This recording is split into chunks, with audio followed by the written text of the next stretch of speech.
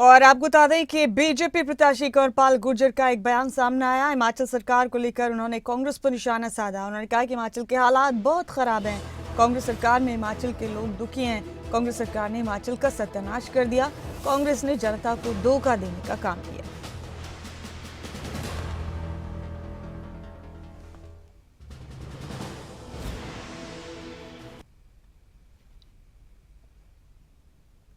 उनकी सरकार अभी हिमाचल में आई और हिमाचल में जाके आप एक सर्वे करके वहाँ के लोगों से पूछो कि किस प्रकार से दुखी हैं। अभी कुछ हिमाचल के लोग यहाँ आए थे और वो कह रहे थे भाई इस कांग्रेस को वोट ना दे दियो, इसने हिमाचल का सत्यानाश कर दिया, तो अगर यहाँ भी आपने दे दी तो यहाँ भी यही गुल खिलाएंगे। तो वो कह रहे कि भाई इसने कांग्रेस की सरकार आई और आम आदमी की पार्टी की सरकार पंजाब में आई, तो ये पूरी तरीके से फेल सरकारें हैं और इन्हें धोखा देने का काम। और मेरे साथ इस वक्त दो खास मेहमान जुड़ चुके हैं। आइए आपका तारुफ कराते हैं। हरियाणा कांग्रेस के प्रवक्ता प्रेम कौशल साहब, माफ कीजिएगा, हिमाचल कांग्रेस के प्रवक्ता प्रेम कौशल साहब और बीजेपी नेता वीरेंद्र चौहान साहब, दोनों मेरे साथ जुड़ चुके हैं। आप दोनों का बहुत स्वागत है। वीरेंद्र चौहान साहब, चुनाव हरियाणा में है, लेकिन हिमाचल की कांग्रेस सरकार को जबरदस्त अंदाज में घेरा जा रहा है आपके नेताओं की तरफ से। हरियाणा चुनाव जीतने के लिए हिमाचल का रेफरेंस दिया जा रहा है क्या? देखिए, हिमाचल की सरकार को हमने तो बाद में घेरना शुरू किया, प्रधानमंत्री जी ने तो उस हिमाचल की नाकामयाब कांग्रेस सरकार का बाद में जिक्र करना शुरू किया।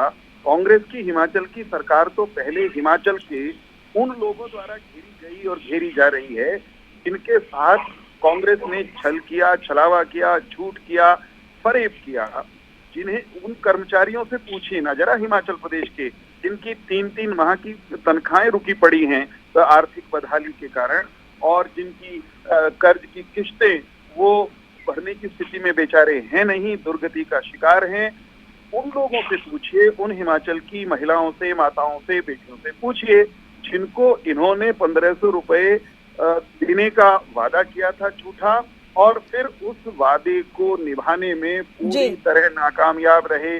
फिर उसको भी गोल गोल घुमा करके कभी उसको कहा कि सामाजिक सुरक्षा पेंशन 1300 से 1500 बढ़ा के, और कहने लगे हमने 1500 दे दिए। फिर उसमें लोगों ने कहा कि अरे झूठो ये क्या कर रहे हो, फिर ये कहने लगे नहीं नहीं चलो बीपीएल वालों को और शामिल कर देते हैं। माने कहते कुछ हैं करते कुछ हैं जी। झूठ के चौहान साहब, सवाल मेरा यही आपसे चौहान साहब कि हरियाणा के बीजेपी नेता और प्रधानमंत्री समेत सब लोग अचानक से हिमाचल सरकार पर क्यों हमलावर है? हरियाणा का चुनाव है, हरियाणा की बात। अब मैं इसका उत्तर देता हूँ। क्योंकि हिमाचल में चुनाव हरियाणा से पहले हुए। जो कांग्रेस आज हरियाणा के लोगों को गुमराह कर रही है, झूठे वादे परोस रही है, उस कांग्रेस ने हिमाचल में झूठे वादे कौन कौन से कैसे कैसे परोसे थे और कैसे कैसे वो झूठी साबित हुई है, वो कांग्रेस की काठ की हांडी और कांग्रेस के झूठों का हिसाब किताब हरियाणा की जनता के सामने रखना इसलिए आवश्यक है कि भाई ये वही कांग्रेस है, राहुल गांधी की कांग्रेस, ये वही कांग्रेस है जिसने हिमाचल में ये कहा था और लोगों के साथ धोखा और फरेब इस तरह से किया। ये भरोसे के काबिल लोग नहीं हैं। ठीक है, चौहान साहब, प्रेम कौशल साहब भी है मेरे साथ, हिमाचल कांग्रेस के प्रवक्ता हैं, उनसे भी जरा उनका रुख जान लेते हैं। प्रेम कौशल साहब, मेरी आवाज आपको मिल रही है? जी जी जी मिल रही है। कौशल साहब, हरियाणा बीजेपी अचानक से आपकी सरकार पर हमलावर हो गई है, हिमाचल में कांग्रेस सरकार पर। प्रधानमंत्री जी भी एक जनसभा में हिमाचल सरकार पर निशाना साधते नजर आए। वो कह रहे हैं कि आप अब हरियाणा में वही झूठे वादे परोस रहे हैं जिस तरह आप लोगों ने हिमाचल में परोसे थे। दुनिया का सबसे झूठा राजनेता जो है आदरणीय नरेंद्र मोदी, वो कांग्रेस के ऊपर झूठ बोलने का आरोप लगा रहे हैं। बड़ा दुर्भाग्यपूर्ण है। और मैं भारतीय जनता पार्टी के प्रवक्ता को सुन रहा था, इनको हिमाचल प्रदेश की जानकारी नहीं है, न हिमाचल प्रदेश के मुद्दों की जानकारी है।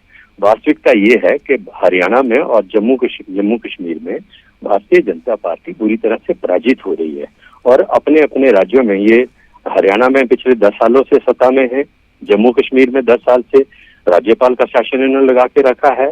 तो अपने उन स्टेट्स के जो मुद्दे हैं, उन मुद्दों के ऊपर भारतीय जनता पार्टी लोगों के सामने कुछ कह नहीं पा रही है, वहां के मुद्दों की बात नहीं कर पा रही है, लोगों के जो मुद्दे हैं उनका जवाब नहीं देना चाहती। और दुर्भाग्यपूर्ण इसलिए बहुत ज्यादा ये हो जाता है कि जब देश का प्रधानमंत्री एक राज्य को नीचा दिखाकर दूसरे राज्य के चुनाव जीतने का प्रयास कर रहा है। कर्मचारियों की तनख्वाह का इन्होंने जिक्र किया कि 3-3 महीने से कर्मचारियों की तनख्वाह नहीं मिली। मैं चुनौती देता हूँ इनको कि इस चीज को ये साबित करें। हमारे हिमाचल प्रदेश में 1 माह की सैलरी जो है पहली की बजाय 5 तारीख को मिली, पेंशन पहली की बजाय 10 तारीख को मिली। That was a financial management जिसके तहत सरकार ने 1 महीने में 3 करोड़ रुपया जो है वो ब्याज का बचाया है। और कर्मचारियों में किसी प्रकार का हिमाचल प्रदेश में सरकार के खिलाफ कोई रोष नहीं है। और हमने हिमाचल प्रदेश में ओपीएस दिया, जो गारंटियां हिमाचल प्रदेश ने कांग्रेस पार्टी ने दी थी उनको चरणबद्ध तरीके से हमने लागू किया है। हिमाचल प्रदेश को लेकर शोर किया जा रहा है कि हिमाचल की सरकार के पास कर्मचारियों को तनख्वाह देने के पैसे नहीं है, विकास रुक गया, सरासर झूठ है। सच्चाई ये है कि भारतीय जनता पार्टी के जो हिमाचल के नेता हैं उन्होंने एक आर्थिक संकट पैदा करने का षड्यंत्र हिमाचल प्रदेश के खिलाफ रचा और दिल्ली में जाकर हिमाचल प्रदेश को मिलने वाली जो एक केंद्र सरकार से जो अधिकार होता है हर प्रदेश का, वो जो एक सहायता आती है, वो जो ग्रांट आती है, उसको रुकवाने का भी षड्यंत्र हिमाचल प्रदेश के भारतीय जनता पार्टी के नेता जो है वो कर रहे हैं। और प्रधानमंत्री ने ये भी कहा प्रेम बहुत कौशल साहब की 1500 रुपए हिमाचल की महिलाओं को देने का वादा किया था आपने, वो भी नहीं पूरा कर रहे। देखिए हम तो उसको कर रहे हैं चरणबद्ध तरीके से, लेकिन 15 लाख देने का वादा नरेंद्र मोदी जी ने भी देश की जनता के साथ किया था, उसका हिसाब दे दें। भारतीय जनता पार्टी में कह रहा हूँ कि अपने जो झूठ है, अपनी जो हमारे साथ हैं उनको छुपाने के लिए। कौशल साहब आपका सवाल रखते हैं उनके सामने। चौहान साहब, राजनीतिक जंग में हर कोई वादे करता है, निभाना है नहीं निभाना वो बाद की बात हो जाती है, उसके बाद जवाबदेही भी शायद किसी की नहीं बचती है। प्रेम कौशल साहब ने भी पूछ लिया है आपसे कि 15 लाख खातों में देने का वादा आपने भी तो किया था।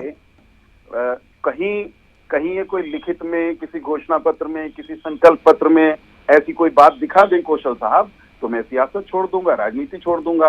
दूसरी बात ये कि कौशल साहब कितनी भी कुशलता के साथ झूठ बोल दें, क्या कौशल साहब इस बात से इनकार कर सकेंगे कि हिमाचल प्रदेश के मंत्री परिषद को, विधायकों को अपनी सैलरी न दीजिए हमें, हम नहीं लेंगे, 1 महीना नहीं लेंगे, 2 महीना नहीं लेंगे।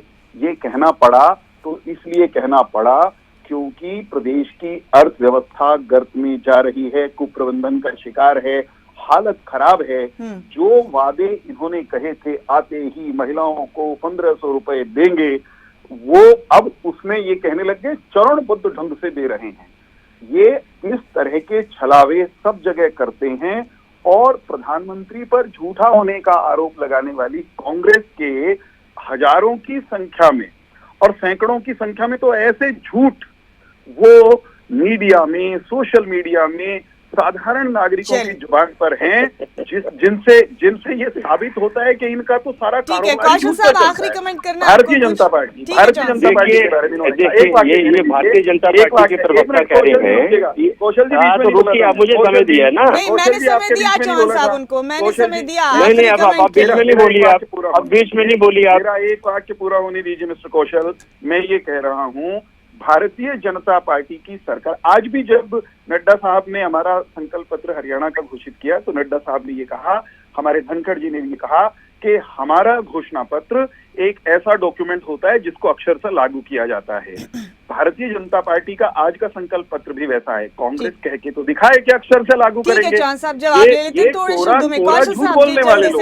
देखिए कितना दुर्भाग्यपूर्ण है कि इन्होंने ये कहा कि कोई डॉक्यूमेंट दिखाएं जिसमें 15 लाख देने की बात की हो। तो इसका मतलब प्रधानमंत्री नरेंद्र मोदी जो मुंह से बोलते हैं, जुबानी बोलते हैं, जुबानी वादा देश के लोगों के साथ करते हैं, उसकी कोई अहमियत नहीं, उसकी कोई वैल्यू नहीं, उसका कोई महत्व नहीं है।